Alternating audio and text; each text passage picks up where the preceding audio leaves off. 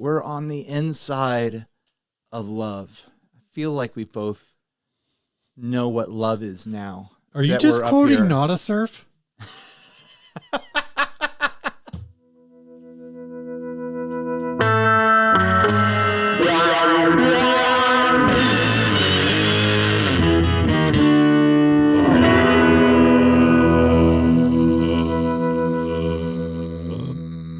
Hey everyone, I'm Ryan. And I'm Steven. This is 60 Cycle Hum, the guitar buying, selling, trading, modding, fixing, breaking, reviewing, playing podcast. And what do we buy and sell and trade and fix and mod and break and review?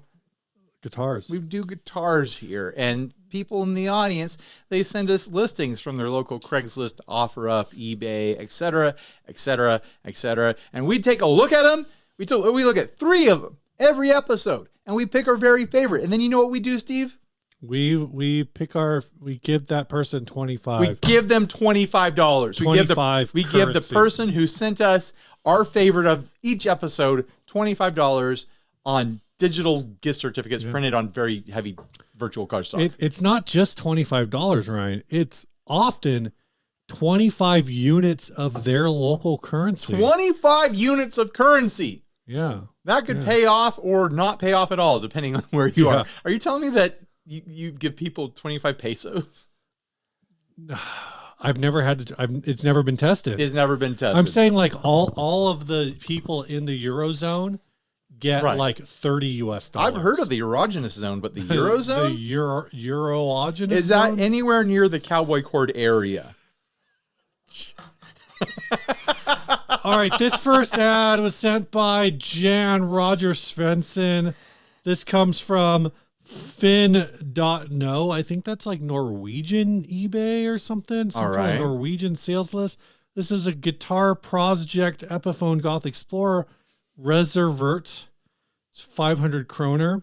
It's Ederlock Unferdig Project. Reservert indeed, I say. Med Utgangspunkt I and Epiphone Goth Explorer Guitar and Air Pusit Neg Og Oljet 4 and Raw Finish. I'm just going to read the kind translation. Some of our viewers at home might not have universal translators yet. So read the translation from the email. Abandoned and unfinished project based on an Epiphone Goth Explorer. The guitar is sanded down and oiled for a rough finish. Unsure on the state of the pickups, the tuners are some kind of cheap off-brand. The Brigid Stoptail are original. The guitars from 2007 can be picked up in Klofta or at a practice space in Oakham. Oh, it sounds like... how much is it? Sounds like Jan bought this, actually, because it was $50. It was $50? 500, I think that's Norwegian kroner, is slightly less than $50. So if she wins, are you going to send her 25 kroner? I was told, I read the rest of the email, and apparently I should call him, her, I don't know. Him or her. JR, instead of mangling the name, which I already did, as Jan Roger Svensson. It's probably we don't know. It's Jan. We don't know. There's boy Jans, there's girl Jans. It's JR. And everything in between. Finn is a local competitor to Craigslist or Facebook Marketplace. They have the dominant position here in Norway. That sounds sexy. Wow. So they said it's based on an Epiphone Gothic. It kind of looks like it is an Epiphone Gothic. Yeah. I don't think it's based on. I think it's a modified Epiphone. I think it is too. Gothic. It's got that 12 marking on the fret board. What does that mean? Why is it marked 12? It's not a 12 string. It's the 12th fret. Is it really that simple? Yeah. I couldn't figure that out. Yeah. Wow, I'm an idiot. Well, you've been breathing this high oxygen atmosphere for so long. It's messing with your brain. I know. I think, this is the same thing as if you refinned and did crack the manual on the ship. And did, a couple mods on a Squire. And so you said this is no longer a Squire standard Stratocaster. It was based on a Squire standard Stratocaster. So as you say, you got like a Gothic person. They're all dressed up in their black outfit. Yeah. You strip them down naked. Are they Gothic anymore? That's what we're dealing with here. This thing used to be Gothic. It's been stripped naked. It's not Gothic anymore. It's based on a Gothic guitar. It's been covered in oil. They took off all its clothes and then oiled it up. It's not Gothic anymore. It's slippery, but it's not Gothic. Get it right. It looks for $50. Yeah. Yeah, She's there. JR, you did good. I'm pretty sure $50. I'm like 99% sure that Jan or Jean or whatever in Scandinavian is primarily a male name. You're probably right, especially with the second name of Roger. Which I guess that's true. You don't see a lot of ladies with the middle name Roger. Not that it couldn't happen, though. Let's just spend the rest of the episode talking about their name and their gender. And, let's really figure this out. And how we were told not to even bother trying to pronounce it. I know, but that was an invitation for us to try, right? I bet it's like yawn. I bet that J is like a Y. It's probably just John. H or something. No, I bet it's like yawn. Yeah. Yawn Rawher. So anyways, like Rawher. This thing looks incredible for $50. I think this thing looks incredible for $400. You would pay $400 for this. I wouldn't, but I wouldn't be surprised if this thing had strings on it. It was in we knew it was in working order. Yeah. I'd be like, oh yeah, why not? I think it looks really classy. It looks good. It's well done. Well done. The switch move, I don't know if I love the switch move. Like now it's just volume tone, I guess, as a master volume. Because before I assume it would be volume tone, maybe? It's hard to say for sure without being able to measure it, but moving the switch from the lower horn all the way down over behind the knobs, almost to the output jack, it might actually be closer to your playing area on an Explorer. It might be a more ergonomic move, honestly. I see what you're saying. Yeah, I've had a couple Explorers, and every time I have to reach up to the switch, yeah, it's all the like. Why even bother having it? Right. It's all the way over here. Yeah. Ridiculous. I'm not surprised at all that they moved the switch. Also, who needs 2 tone knobs or 2 volume knobs or whatever it was stock condition? You don't even need one tone knob. You need the second volume knob so you could do the kill switch thing. With there should just be a kill switch where the switch used to be, and then you can reach all the way up there to kill switch. They should have done. They should have kept the Gothic line going, but done it in a bunch of other colors just to confuse people. Like, oh, here's the Gothic one. This one's red. They should have kept the Gothic. This one's purple. They should have kept the Gothic thing going, but progressively made it like weirder, and so make it like actual Gothic from the 15th century or whatever. Sure. So it's actually all just stained glass, and it looks like a cathedral. It's like white. But it's got a gargoyle inlay now. Is that Gothic? I feel like that's Gothic. Like that's what we think of as Gothic. Like Notre Dame was Gothic architecture. If you go back and you go back in time and look at the Goths, they're probably all just wearing, a bunch of like green clothes. Well, so they all have bowl cuts. So that's what I'm saying is like, so you have like 80s Gothic, which is what this was, or like 80s/90s. You're thinking about Gothic. 1580s Gothic, and then you take it back to like art period Gothic, where it's all colorful and majestic and whatever. And then you take it back another 500 years to, the Roman times Gothic. Yes. And now it's just covered in blood, and it's like, it's actually and the flies and legions shape and of an axe. And it's, fighting against you have to have, your entire band has to have these instruments because now you're a horde. I don't know anything actually about the Goths. I have very fuzzy memories of that part of my history lessons. How much do you know about the Visigoths? None. I know nothing about the Visigoths. I'm so sorry. I think they were like the Goths' neighbor. Oh, okay. So they go over there, borrow some sugar or some eggs or something like that? Yeah. Well, they'd probably like rape and pillage for some eggs and sugar. I don't think they had sugar back then. They had sugar back then. They just didn't have sugar cane. They didn't know. They didn't know why things were sweet. They had like sugar still existed. Right. I'm saying like they didn't have like. Maybe they had sugar beets. Right. They ate fruit. Honey. Honey. They had honey. Berries. Berries, of course. Are we going to talk about the guitar? I thought we did. I think I prefer it this way. Yeah. I think it looks better this way than it was in stock condition. I am very curious, though. Well, it makes sense that you would like that it looks this way because it's like a matted version of your Epiphone. Or not Epiphone, your Explorer. I have an Explorer with a fender neck on it, which I'm curious, why is the neck so light on this? They've sanded down the back of the neck. And by the way, they did a really, really weirdly clean line from the headstock to the neck. They're like, this kind of rustic finish will not go onto the neck. That is for headstock and body only.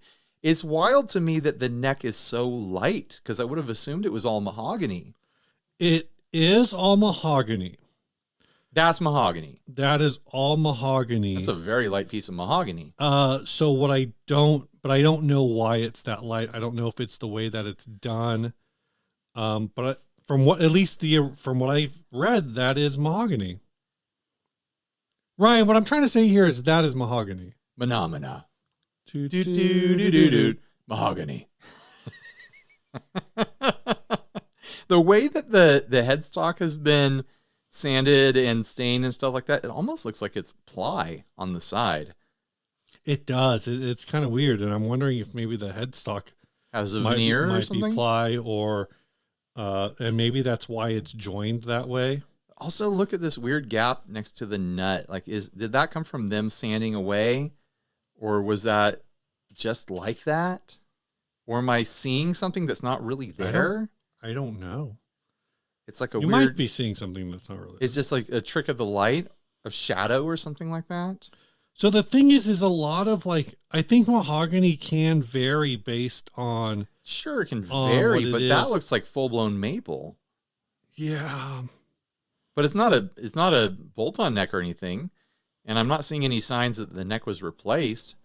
They just sanded it all the way down, and that's what it looks like. Apparently, this is what's hiding underneath all that awful matte gray black paint on all your Epiphone Gothic stuff. Attack it, guys. Get in there with some sandpaper. Find the guitar that's hiding underneath your Gothic guitar. I mean, I'm looking at this neck on Amazon that says it's a mahogany neck. That's light too. It's very light. So I think that a lot of the color that we think of as mahogany is actually a specific method of staining. I mean, I should have it down here someday. I have an Explorer up in my office that has the fender neck on it, and it's got a Bixby on it. That's mahogany, and it never looked like that. It was always brown. So I don't know. It definitely got darker when I put a clear coat on it. Yeah, but it didn't look like that. I'm very curious to know what's actually going on there. But yeah, for $50, who cares? Who cares? You buy it for $50, like Epiphone or not. This looks like a bunch of fun for $50. Like this could be all the way broken. Like the truss rod could be snapped or something like that, and I'd still say buy it. Just for the firewood element of it. There is a species of mahogany called white mahogany. I wonder if Epiphone uses like different mahogany for body and neck. Like it's different species. They probably just get whatever they can get the cheapest, It could just be totally random. And I wouldn't be surprised if white mahogany was a cheaper wood to make guitars out of, because it has worse rhythm. It's not as good as at dancing. Terrible. I'm sorry. Terrible. That was awful. Ryan, the only thing that can recover from a terrible joke like that is to remind everybody that they need to go chase their bliss. Oh my gosh. You're straight into a sponsorship. All right. Okay. Heading over to chasebliss.com. Get on the freaking mailing list. We warned you. You know what was on the mailing list this week? It was the announcement that a second batch of the Brothers AM is going to happen. And also a kind of veiled, confusing, speculative, so it talked about how the Brothers AM is supposed to be, basically they want to keep it accessible for as long as possible. But also when you read between the lines, it sounds like they might run out of parts. Nothing lasts forever, Steve. And, we talked about this a couple of weeks ago, but the looming tariffs and, the consequences of that, right? They're coming quick. We've got a window into the behind the scenes of the guitar pedal industry and the guitar industry and associated industries. Mm-hmm. And imagine a fan. Are you imagining it? Imagine a soft, gooey brown substance hitting it. We're there. It's about to happen. Okay? So anyways. That's so gross. Chocolate pudding. Anyways. Mahogany. We warned you. We told you guys for weeks, get on the mailing list. We were right. We've been telling them for years. But this time we told you, like, now's the time to actually do it. You should listen to us. If you haven't done it now, maybe now you will actually listen to us. We were trying to warn you that something cool is coming, and then it came. So get on the Chase Bliss mailing list. Get on all sorts of companies' mailing lists if you want to know what's happening, but especially Chase Bliss. Look, I'm not saying that the next Chase Bliss collaboration is going to be a pedal between Chase Bliss and Bill Finnegan. The Klon K. He's definitely not saying that because if Steve has knowledge of that, then he's the only one who has knowledge of that, because I certainly don't. I'm just saying I could imagine that happening. That's all I'm saying. I could imagine it. I can imagine a lot of things happening. But can you imagine that? I could. I'm imagining it right now, and I'm telling you, I don't think that's happening. Ryan. And also, I mean, who knows? Who knows what could happen? But I'm going to just flat out say that no one needs a Chase Bliss Klon. Of all the things, like the King of Tone makes sense because it's a double-sided pedal. No one needs a Chase Bliss Klon. It could be a Klon on one side and a KTR on the other. And you can control your Klon with MIDI, I guess. I don't know. Ryan. Yes, Steve. Did you hear the news today? I heard the news today. Oh boy. What's it? How I tried to make a Beatles reference. It did not work. You said, "Oh boy," and it's like, "Oh shoot," I didn't even remember that part. Yeah, we ran out of runway on that real quick. What's the next line? I heard the news today. Oh boy. Is it "Oh boy" or "Oh no"? But see, I know all the melody, just none of the words. I'm trying to find the post on this app, and apparently it's not going to be on the app, man. So Reverb got sold and bought, or bought and sold. Bought and sold and sold and bought and sold. Yeah, Etsy used to own them, and soon they won't. Yeah. Which will be like before when Etsy didn't own them. And then before that time, Chicago Music Exchange owned them. Yeah, I believe that's correct. And then they were independent, and then Etsy bought them. I don't think they were ever. They were never fully. The history. I'm not sure. No one could actually know for sure. There's no way to find this stuff. I bet someone out. at Reverb knows. I bet David Mandelbrot knows. Love his set, by the way. Nice set, that David Mandelbrot guy. All right, so that's a math joke. Yeah, I know. So Reverb was sold by Etsy to Servco and creators. What's it called? Creator. Jeez, man. This is why you guys come to this show, for expert knowledge and opinions. We are on top of the news. I know this is coming out on a Monday, but it happens to be the Monday after the Tuesday where we record this episode. So this is 6-day-old information at this point, and we're just going to do our best. Reverb's next chapter as a private company. Today, I'm excited to share that 2 new investors, Creator Partners and Servco, have entered an agreement to purchase Reverb from Etsy. Once the deal closes, we will be a privately held, independently operated company backed by 2 investors who bring a passion for the musical instrument industry, as well as a community-first approach and a deep desire to help transform creative industries for the better. So we got 2 investors, and it sounds like they're passionate about music. How likely do you think it is that these 2 investors only bought Reverb so that they could save some money on shipping?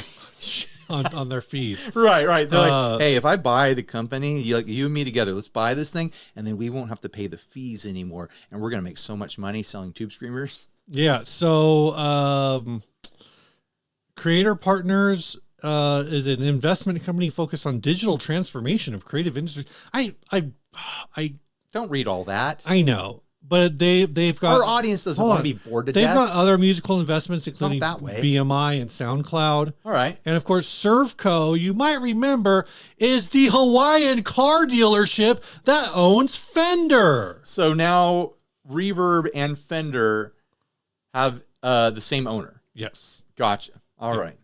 The food is touching. The food is touching.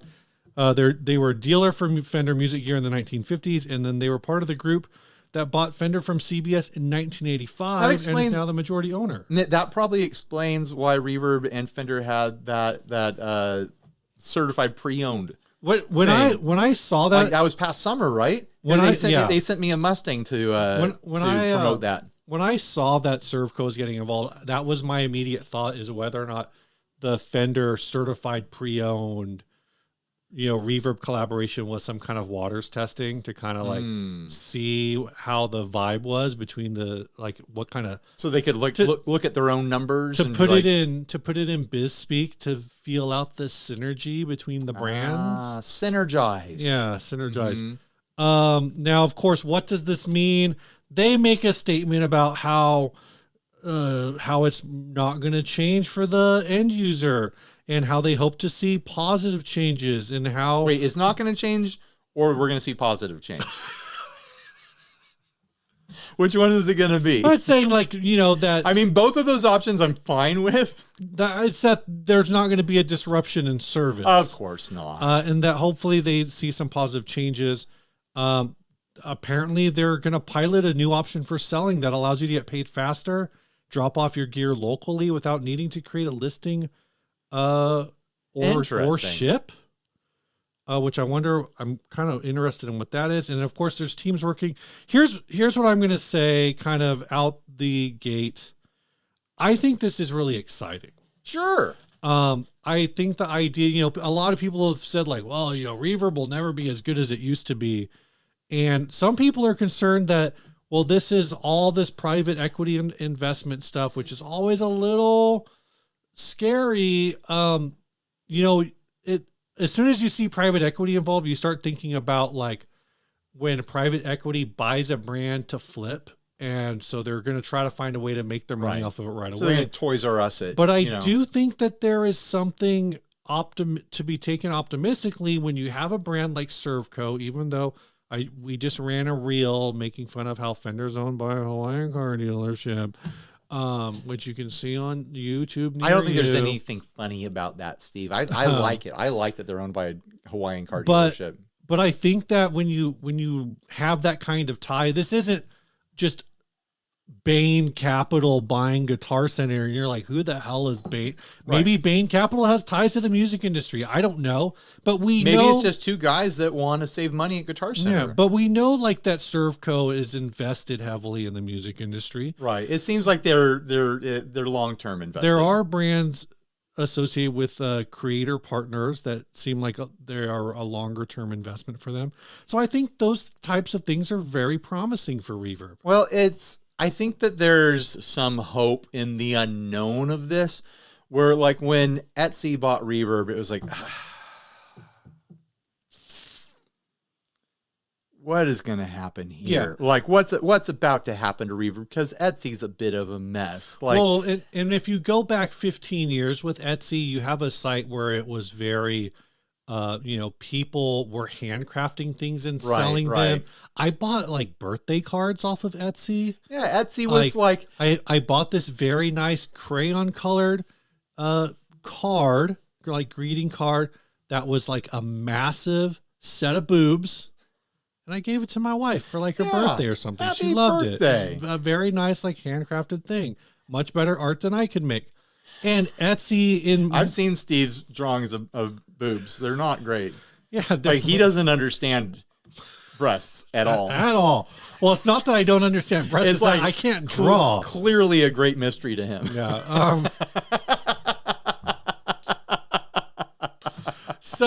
So the thing is, one of the big complaints with Etsy is, while there are still a lot of, like, handcrafted items on there, friend of the show, Rocket Music Gear, Haley, she sells a lot of or she has an Etsy store and has all of their products in there. And those are like handcrafted items.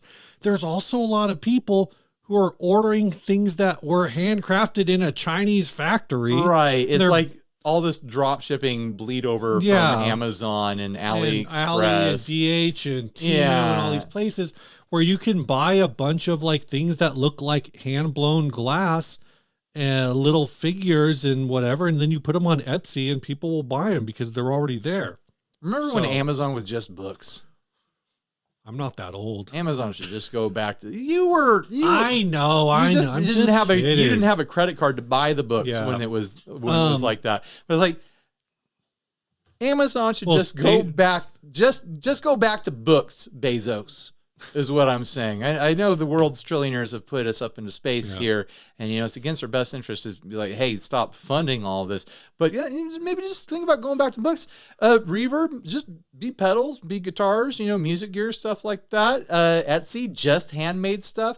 Let's not have everything turn into everything stores. Right. Let's keep our specialties. And I think that was something that was a little bit scary. When Etsy bought Reverb, it was like, what is this about to turn into? Yeah. Because they were already well down the path of being spoiled over there by every drop shipper in the world, just having another place to drop ship things from to sell their wares. Where you lost that initial like excitement over Etsy, where it's like, oh wow, this is where people who would normally just be selling in the farmer's market, their handmade stuff, this is where they sell online. And now you go to a farmer's market and everything at the farmer's market is just like Etsy, where it's all just stuff bought off of AliExpress or wherever. I haven't been to a farmer's market in like a decade. Because there's nothing great happening there. There's wilted celery and knickknacks and funnel cakes. That's what you find at a farmer's market now. In a way, like Etsy, the rise and decline of it is kind of like a map of the rise and decline of millennial youth culture. Yeah. It's like, oh, here's a website for all us quirky millennials that like handmade stuff made by our friends. Oh, I found someone who makes Ninja Turtle hats, like they knit them or whatever. And now it's just like, oh, another plastic toilet plunger with LED lights in it for some reason, like, yay, Etsy. Like it maps out the rise and fall of our generation into boring adulthood. Here's the other thing I'm kind of excited about is I feel like for maybe the last year or so, Reverb going back to that Fender thing. I feel like Reverb's been getting a little bit more involved with the creator side, our side of the industry. And while I know, it says they're going to operate independently, I have to imagine because in the last year or so, I feel like for a few years now, but especially in the last year or so, I feel like Fender's been doing a pretty good job of working with the creator space. And so I'm kind of like optimistic that this could mean that continues and maybe even expands and gets a little bigger. Maybe they trade numbers and figure out what's working. Yeah, obviously Fender and Reverb are owned by the same company, and maybe they meet at luncheons or whatever. And like, hey, are you guys working with influencers? Because we're working with influencers and blah, blah, blah. So yeah, maybe we'll see an increase in that sort of thing. We've done little things with Reverb, I guess. Yeah. Well, you did the Fender thing. But that was a Fender thing, and I'm pretty sure Fender funded that. Oh, maybe. I don't know. I don't know if that came out of Reverb's pocket or it's just like Fender gave. But, to that point, like maybe Fender was like, hey, let's test this, send stuff to influencers. And Reverb was like, we can do that. We can send stuff to influencers. And like, here's a list, Well, and I don't know that product-wise that makes necessarily makes sense for Reverb because they don't really have a product as much. It's always been tricky to figure out if there was an opportunity to work with them because it's like eBay. It's like you're technically supposed to be selling everybody's used stuff, but the reality of Reverb is that it has just become a general marketplace for not just people doing resale, but also small builders and various companies that use it as a retail shop. I don't remember how long ago this was, but I want to say 2.5 years ago, Reverb laid a lot of people off on their social side, and I feel like their journalism side, maybe.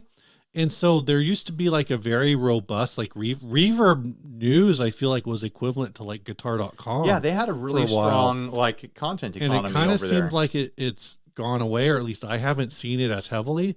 But I have started to see more and more things pop up. They just came out with a whole breakdown of basically what the pedal market has looked like for the last 6 years. And it's a very long piece. I skimmed it. It's got really great graphs in it. I know you love pictures. Love graphs. But it's got... You kidding me? I love a good graph. But I like to cozy up by the fire with a stack of graphs. I want to go back and read it again.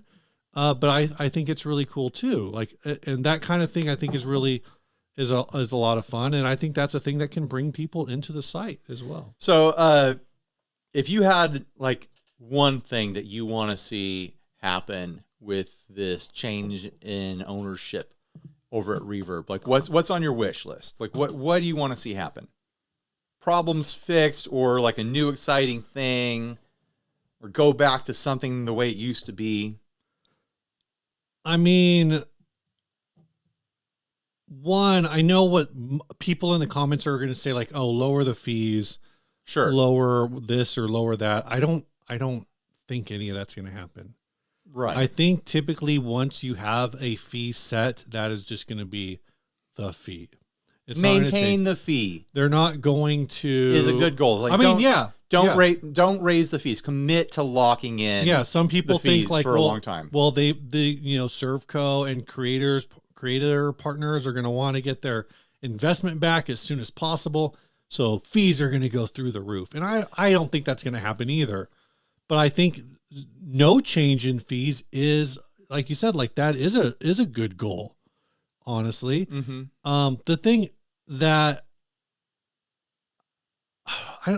there's certain things about the app that I can't think of off the top of my head that sometimes drive me a little bonkers. You know, okay, here we go. Okay, he's ready. I remembered what it is. He's all wound up. I remember what it is. You know what the one thing that drives me crazy about Reverb? What drives you crazy about Reverb, Steve? There's nothing. If I make a typo, like if you make a typo on the Reverb search, you are fucked. You are. Like, if you don't get the name just right, it's like, I'm sorry, that doesn't exist. Yeah. Like, I know that it exists. Yeah. I just don't know how to spell tremolo. What's that? You weren't paying, like you're typing on your keyboard and you spelled Fender Fendre. Now Right. you got to start all over. Half the people shopping for Squire are fucked. That's honestly, especially if your computer autocorrects it for you. Like, how come they don't have any Squire stuff? That's my biggest complaint with Reverb from like the end user side. It needs some kind of automatic, like, were you trying to search for this? Like, it needs to be powered by Google or something like that. Google can figure out sometimes what I'm trying to search for. I feel like most sites do. So I don't know if that's just a harder thing to implement than I think it should be. You know what I want back? What do you want back? I'm nostalgic for an era of Reverb that was the pre-Etsy era, back in the early days. They would have the section where it's just like, you're just seeing the new stuff roll in. And it was like a live feed of everything being listed. Oh. And it wasn't scrolling or anything like that, but you would hit refresh and like, new stuff. And you'd click on it and to see more. And it's like, oh, all this stuff got listed in the last 5 minutes. So if there was a deal, you could snatch it. You know, like, I miss that dynamic of it. And I realize the volume that they get now probably makes that not feasible at all. But something that gives that kind of experience would be fun to revisit. Maybe it could be in categories like pedals or something like that, or, you know, like delay pedals. You want to go watch the delay pedal feed and just watch everything coming in real time, so that you can, like, you know, sit there and try to snatch deals, or like be excited when something different comes up. Like, I would sit there and watch it the way you watch like a webcam or something, right? You know, you're watching the weather. I'm going back and looking at this article, and I'm seeing this thing about, it says we're ready to pilot a new option for selling that allows you to get paid faster and drop off your gear locally without needing to create a listing. Yeah, that sounds really interesting. And it kind of makes me think, like, are they about to drop a Facebook Marketplace direct competitor? Where you go onto Reverb, you drop in your zip code, and it shows you every Reverb listing within 30 miles of your zip code. They probably have enough user base where that would make sense in big cities. Yeah. Like in San Diego, that would probably make sense. That's not where my mind went with that. I thought they were saying that they're going to have like retail drop-off locations where like you want to sell something, you just drop it off with them and then they take care of the selling it. And they, it would be like when you go to Guitar Center and trade something in. Like a consignment. You get your 60% of estimated value. Only Reverb would actually have an accurate estimated value. Right. For Guitar Center, it seems like they just guess. Well, I think Guitar Center just goes on to Reverb. I don't know. The one time I tried to test that out at Guitar Center, I was woefully disappointed at what they offered me for a guitar. They're like, well, we've never sold one of these before, so we don't know its actual value. And it's like, look at the new value and then go on to Reverb or eBay or whatever, and we can see what these sell for. And like, no, we can offer you $70. It's like, dang. What was it? It was an airline. I mean, $70 is about right. No, it's not. I'm kidding. I was able to sell that for decent money once I found a buyer on Craigslist, I mean, this is an aside. An acai bowl? This is an acai bowl. A few weeks ago, Here we go. Phil McKnight He's bringing it up. had Gabe, I don't remember the guy's name. He's the CEO of Guitar Center. Mm-hmm. And it seems like they're doing some cool things with their used space. And, they talked about how they've duplicated a Guitar Center store inside of a warehouse in like Los Angeles or something. So basically, instead of going to a store and like trying to test a new configuration to train employees on in a live store, they can do it like in a warehouse. Interesting. Like it's like a mock. It's like Gafo Center. So they can like stress test their new employees and see if they can hold and up. Just like stress test new ideas for store design. Someone comes up and they ask for pickups. What do you do? And that stuff is cool. And one of the things that he mentioned though is he goes, we've gotten a lot of complaints about our used section and like how bad the pictures are and whatever.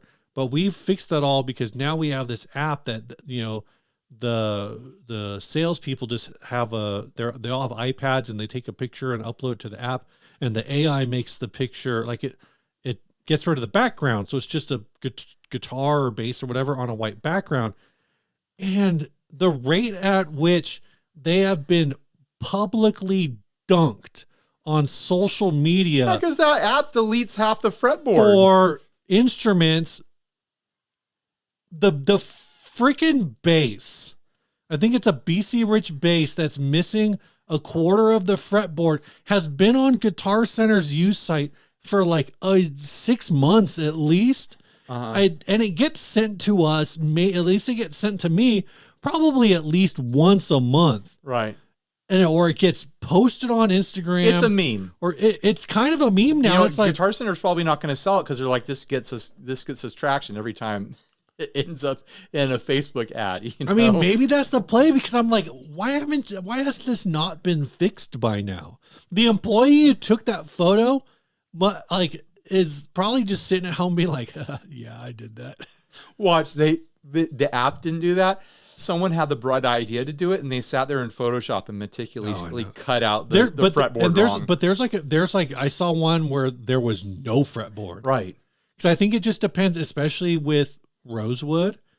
Though I guess it could happen with maple too if it catches like the light right, so it's super shiny. Right. I think the AI just gets rid of it. Listen. If I had been a Guitar Center employee in my college years, and you'd handed me an app like that, and like, document these guitars for the U site, and I had figured out, if the light's hitting it just right, like it deletes parts of the guitar, then I'd definitely be doing that on purpose. I'd absolutely be like, let's see how mangled this one can get, Yeah. So anyway, I realize that Guitar Center employees aren't union, so their positions weren't as safe as mine as a grocery employee. So I don't know. That was just like a thing. I don't even know why I wanted to talk about. I've actually been wanting to talk about that for a while. All right. Probably talk about it again. I'm glad you could get it off your chest. Yeah, thanks. We should move on. I think we've done this to death. I'm just excited about Reverb. Yeah, we definitely need to get to the next ad because We've been going at this for a while. This is going to be a long episode. I know. Boys. I know. And you don't have to edit the dang thing. I do. What's the next one? This is a Staccato MG bass. This was sent by Joey Scar. 1986 electric bass Gene Simmons. The Staccato bass guitar was developed by Pat Townsend, and later Chris Jagger joined him. They were financed by Mick Jagger and Bill Wyman from 1985 to 1987 and produced around 200 very versatile staccato instruments. Note, guitars other than the MG bass were also produced. The Staccato MG bass is manufactured from magnesium alloy and tuned at the base. As flattened frets, the action can be raised or lowered to suit the musician. Active electronics incorporating a 3-band EQ unit and 2 coil tap switches meet a very wide sound spectrum. Arguably the coolest electric bass ever made, and it plays great and it has an easily dialed in tone. Active electronics incorporating a 3-band EQ unit and 2 coil tap switches meet a very wide sound spectrum. The most famous Staccato MG being the chrome instrument used by Gene Simmons of Kiss. It can be seen on many of their video/DVD performances. And this comes with the original hard shell case, which is at least as cool as the guitar itself. I'll be the judge of that. It's a case, I guess. This thing is wild. There's a lot about this that is wild. There's one part of it, though, that grabbed my attention. It's like, oh, I've been thinking about that. What do you think it is? Is it the nut? It's not the nut. Not the nut. It's not the nut. Is it the pickups being built, like, sticking out of the body? It is the pickups, but it's not them being sticking out of the body, because pickups just do that, Steve. Is it because they're, like, single rail? It's because they're half hot rails. And actually, on the shelf over there, unopened, I have a package from our buddies over at Pickups. The ones who made that pickup that has the lightning bolt cover on it. Yeah. I hit him up like too long ago. I was like, hey, I've always wanted a set of half hot rail pickups. Because I've had hot rails that I've split and be like, hey, that's a fun, like, twangy sound. Yeah. And so he made me 4 of the dang things. Wow. I keep meaning to put them into a guitar. I want to put them in a Jaguar, I think. So eventually I'm going to do it. This basically has that. This has 4 half hot rails. They're nice, thin, little blade rail pickups. If it's good enough for this freaky thing. If it's good enough for Gene Simmons, Right. Ryan, it's good enough for you. This is $8,000 from Italy. But there's a lot of funk going on here. Like the way that the neck is this giant chunk. Yeah, he said it was magnesium. I don't know if that was the neck or the body. The neck is the body. It's the body. Okay, so you see this picture, the way the neck joins the body? Oh. Well, you look at the body, that whole thing that looks like a pickguard, that's also part of the neck. Like the body is the slim little yellow piece that slips around this giant chunk of metal that is the neck. That's crazy. This thing is hefty.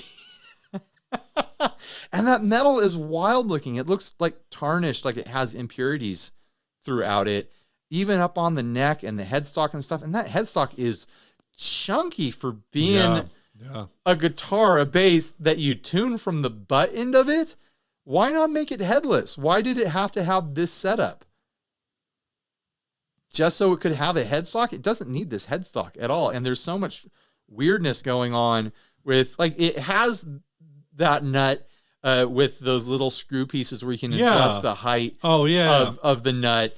And then it guides the strings exactly the direction you want them to go.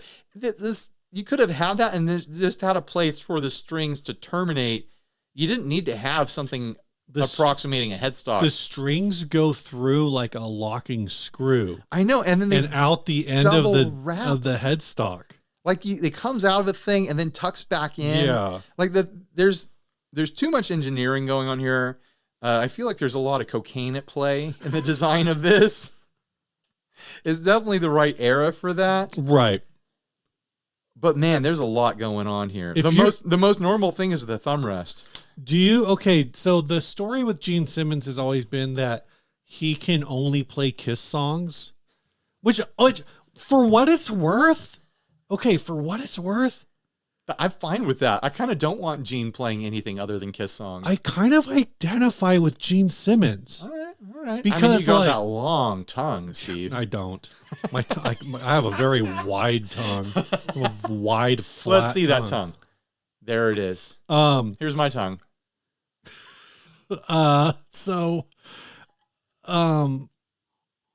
He said that, and people always dunk on him for that. But then I think about like your favorite band, and which was a band that Steve and I were in together.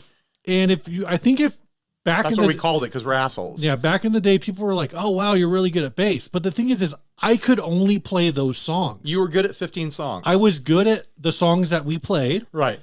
And that was it. That's because you practiced them, Steve. That's true. Imagine if you had practiced any other song. Yeah. You would have been good at those songs as well. But I wasn't interested in practicing other songs that much. I only wanted to practice my songs. Right. Yeah. The ownership of it was important. Like what I'm saying is I'm discount Gene Simmons. I know. I'm going to say Gene Simmons is discount Steve. Oh, thanks. Mm-hmm. Thanks. Mm-hmm. Would you buy this bass for $8,000? No. Yeah, me neither. Because I want to save that money in case I need it for food. Ryan? Yeah. You know who could help us buy this bass for $8,000? The Patreon! The Patreons! That's right. We love the Patreons. We have some new ones, too. Yeah, if you want to support the show, head on over to patreon.com/60cyclehumcast. Like these folks have at the $1 level, Matthew DePena Treader and Chuck Vickers. At the $5 level, Brian Bites, Mason Jarafots, Terrestrial Mac. Terrestrial Mac implies the existence of an extraterrestrial Mac. No, of like a amphibian Mac and like an aquarium Mac, avian Mac. Yeah, Sean Witham, Andy, probably my real name Keck, and Dennis Fennelly. How many people was that? 1, 2, 3, 4, 5, 6, 8. 8 people. Holy heck! Thanks, I think guys. It was all powered off of your praise and worship pedalboard video. Hopefully we didn't lose all those Patreons when they heard me swear a while back I mean, a couple of them were signed up for a year. So damn! Thanks for signing up for a year. They're locked in long term. Thanks, guys. I appreciate it. I said in that video that the Patreons make shipping for giveaways possible. Yeah.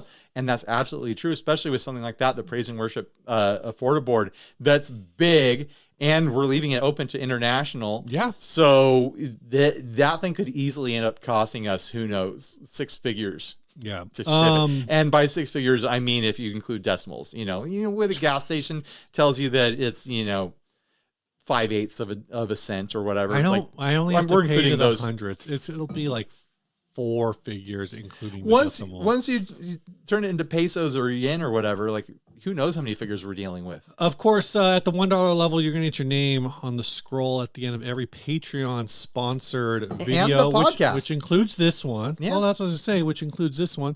And at the $5 level, I'll send you a stack of a pack of stickers and picks and stuff. I just got some new picks.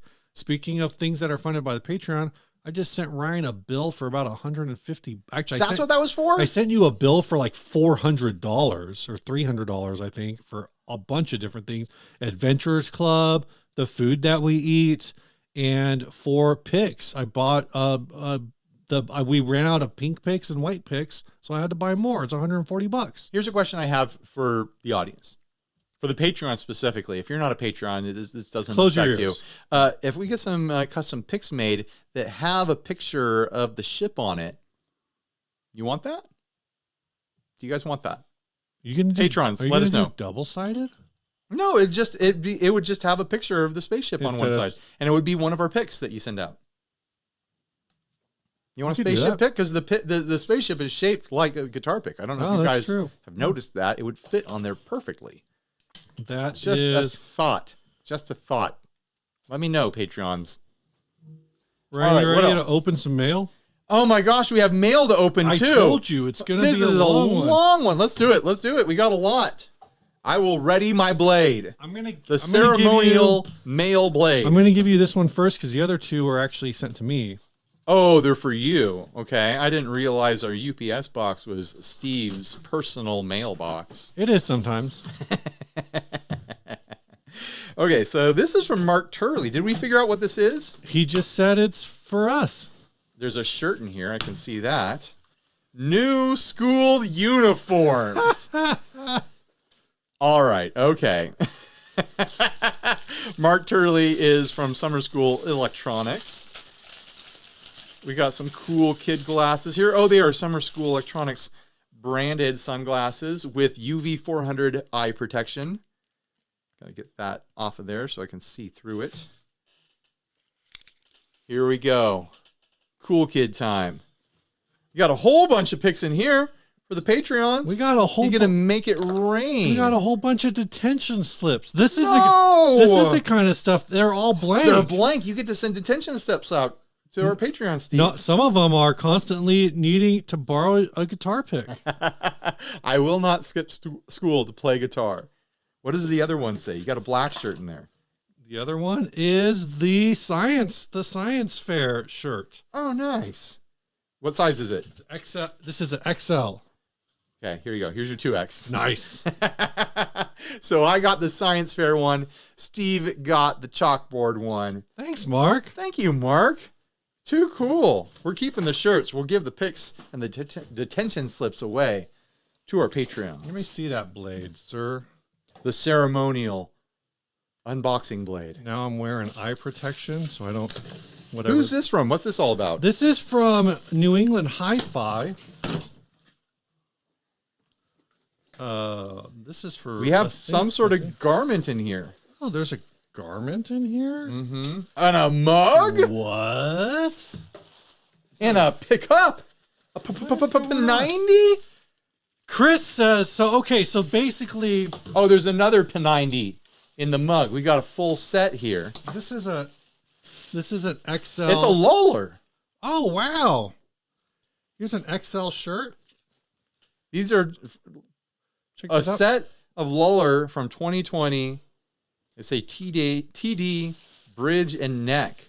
So do you remember a couple months ago, there was like a don't buy things day?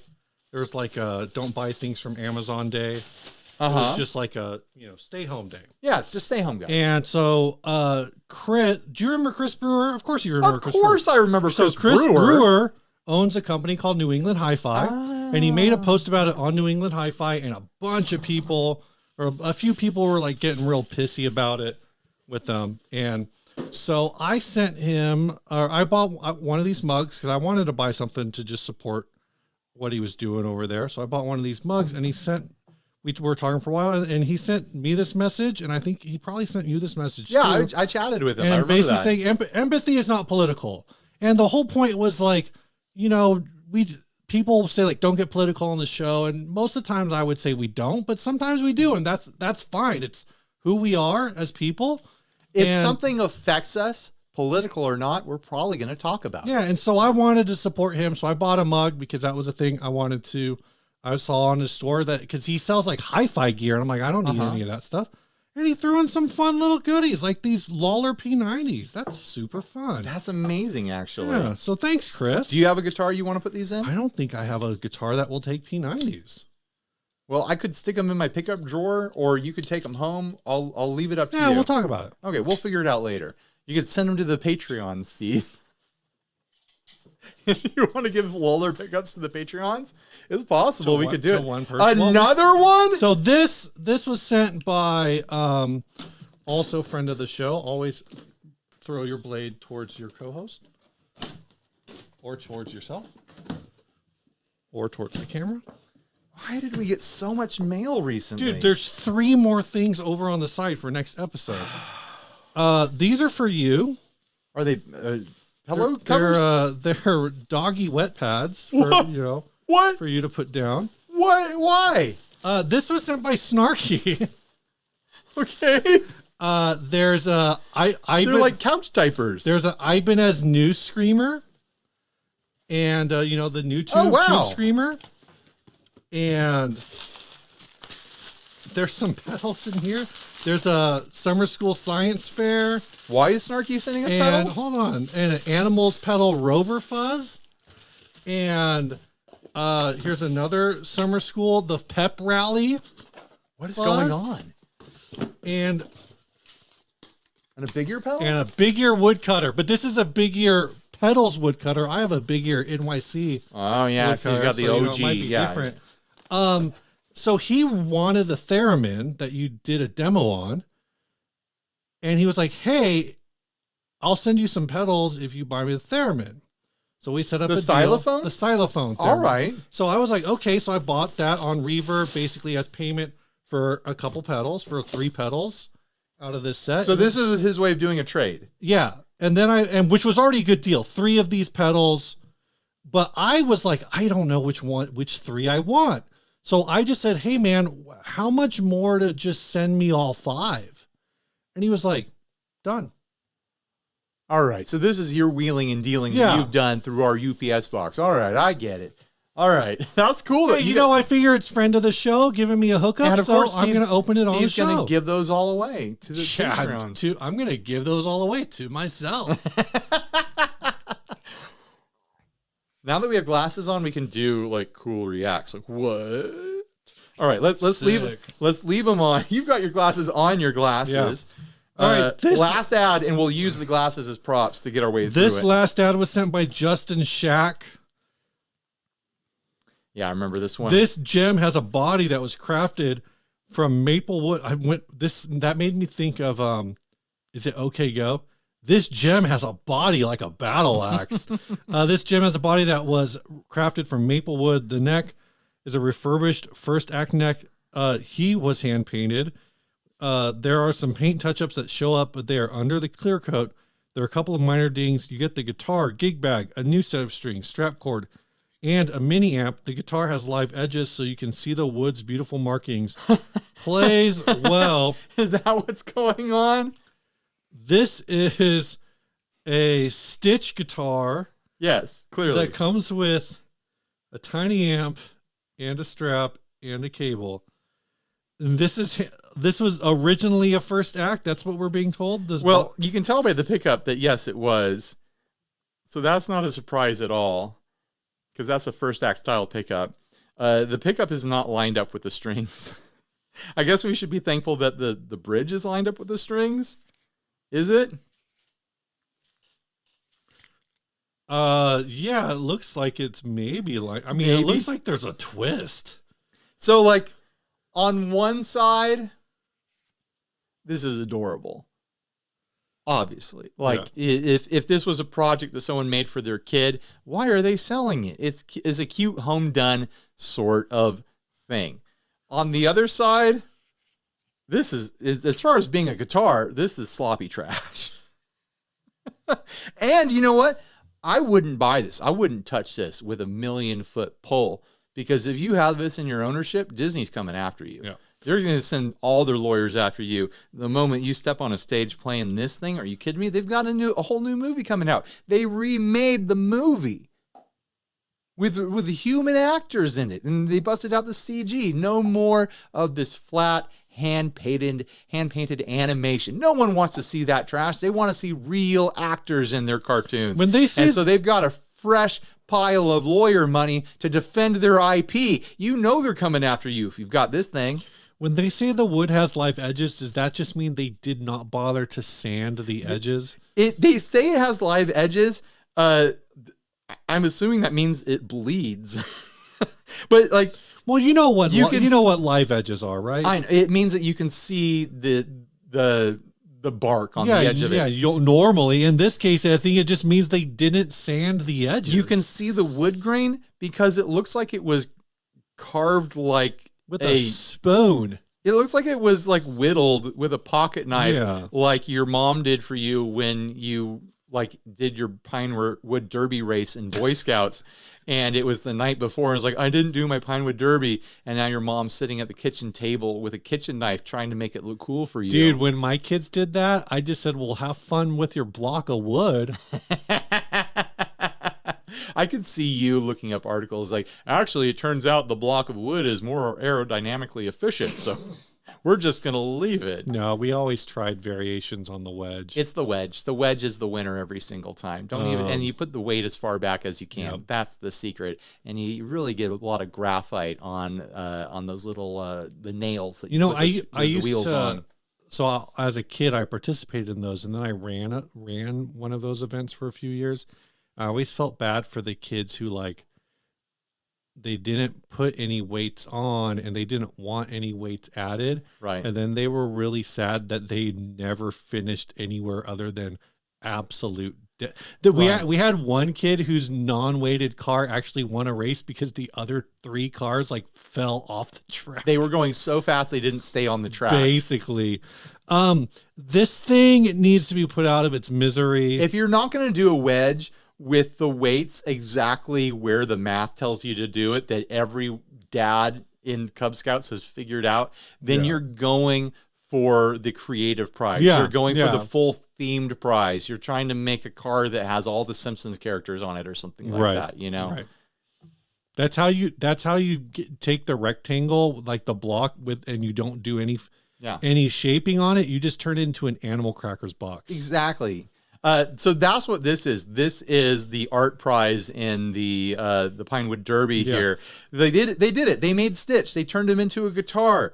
The execution is rough. The pickup has not lined up with the strings. It's probably not a very playable instrument, but it does exist, and it will get a trophy because no one else did this. Yeah, this is what you get when you let the kid do the artwork, and like this is, how you can tell it was a kid's project and not an adult's project. It reminds me of like when I was a kid, my dad was cutting up some pieces of wood in the garage with a handheld jigsaw, like an electric one, Sure. And he's like, "Oh, you want me to cut out any cool shapes for you?" And it's like, "Cut me Bugs Bunny," because I didn't have any, friends. No, yeah, I needed a friend, Steve. You're like, I need a friend. Good Make me grief, a Bugs Steve. Bunny. No, because like I didn't realize how difficult that would be for my dad, who's not artistic. So he did his very best job. I wish I'd kept it. I wish I'd kept that Bugs Bunny that he cut out. He really gave it a shot. But it's like this is that version of that. Like like some poor dad's kid was like, "Hey, Dad, you're cutting a guitar. Make me a Stitch guitar. I want a Stitch guitar." And he did his very best. Maybe the kid even drew it out. So there's a lot of charm here. There's a lot of heart in this. But yeah, Disney's lawyers are going to absolutely destroy you if you own this guitar, which is probably why they're trying to sell it. When you think about like that, this was all made by First Act parts and a raw piece of wood. Like it's not bad. This might all be from the early 2000s. It might be period correct. Or I don't know. Trying to figure out what this amp is. That would have been like 2002, 2003 when that movie came out. Something like that. That sounds about right. I think First Act was in the department stores then. Yeah. So you might be right. You might be right about that. Huh. I might line up perfectly. I don't know. But do they have a price on it? Yeah, it was like $250. $250? 200 down from 300. Gee, I wonder why it didn't sell. I bet that Disney sells an official Stitch branded ukulele for like $70 or something 100%. Like that. This doesn't have any value outside your household. Yeah. I'm sorry. As adorable as it is, as hand-done as it is, and has many memories you have attached to it, none of that is sellable. Yeah. It's only sellable as a guitar, and it visually is not very good at being that. This barely has any value within your family. Let's be honest. That's why you're selling it. Yeah. Ryan. Yes. Adventurers Club time. Ooh. Started out with that $50 Explorer. I'm going with that $50 Explorer. I'm going with the $50 Explorer too. You know what? They paid $50 for that Explorer. We're going to give them $25 and they can use that on strings. I'm actually going to give them 25 kroner, which sounds like is about nothing. Nice. It's like 25 cents. So, game the system. Yeah, that's a reverse game. I'm gaming. Right. I'm going to keep the other $24.50. No, I'll figure it out. Figure out what would be the equivalent to $25 US. You know what I did the last time? Be honest with the people, Steve. You know what I did? Do the right thing. Last time someone in Canada won, I sent them, I think, 30 Canadian dollars, 35 Canadian dollars. Damn. It was very complicated. I had to buy 2 gift cards from Long and McQuaid. This is why I make Steve do that work. That's Steve work. I don't have the head for it. I don't have the patience. Steve loves that sort of stuff. I don't know. No, thank you. I just don't want people to be mad at me. All the stuff that Steve does is stuff that if this was a one-man channel, like so many channels You'd never have a podcast. That stuff would never happen. All the shipping that happens, that stuff would never happen. And like sometimes people are like, "Oh, Ryan, you do all the demos." So Steve is like, you know, like he's only on the podcast. Like, no, Steve is like running shit. I'm doing the back end. I got like this couldn't exist without. I tried to fill out some legal-ish stuff today, and I was like, Ryan, I can't do this. You have to do it. I just had to sign in with an email address. You just didn't weird. have my personal password. I just couldn't figure out what was going on. Yeah, well, you were on mobile too. I think that might have been it. That was probably most of it. I just wanted to get it done. Secret things we're doing, Secret guys. things that don't matter. You might find out in 2 weeks. None of or it's you might not. None of it's exciting at all. That's exciting for me. It's just affiliate nonsense. I'm very excited about this. Steve is pumped. All right, this was sent by Cody. He says, "Guy from Instagram sending my song. Hello, I sent you a song on Instagram and you asked me to send it here. Thank you. Rock on." Hello, I sent you my song. Please respond. Yeah. Song is called July 13th, 2024, version 3.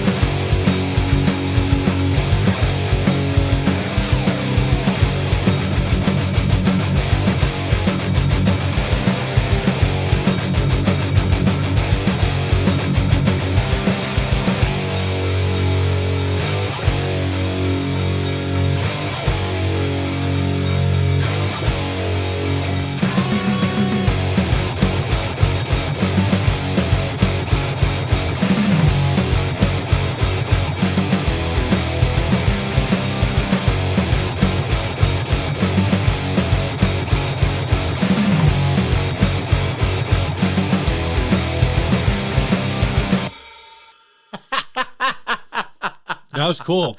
That was fun. I want to hear version 4. I went back and looked at the Instagram message, and he asked if the song was too short, and I mean, it's like 2 minutes. It's perfect. It's going to be a fast scroll, but that's fine. The fast scroll just makes it seem like you're bragging about how many patrons we have. But also, like I think this fast scroll will go well with the tempo of that. You know, yeah, it's true. Yeah. Thanks for sending your song. You guys can send whatever recordings you have, whether it be a full blown professional like studio recording, like last episode where it sounded like a song that should have been on the radio, or if you have like little note like songs that you've recorded, you just want to show off your guitar playing or some idea that you had, you recorded something in the bathroom, like anything you want to send. Like we play every recording that is sent to us, so might as well exploit that and send us something dumb, right? Yeah. Something. I mean, I thought this sounded really good. Me too. I thought it was great. It's like a vocal line short of being on my next favorite punk record. Yeah. Oh. Yeah, it just needs someone laying down a hook of some sort. What's Henry Rollins doing these days? What is he doing these days? Probably working on those biceps. Yeah, that's true. All right. Thanks for watching. Stay grounded. Bye, everybody.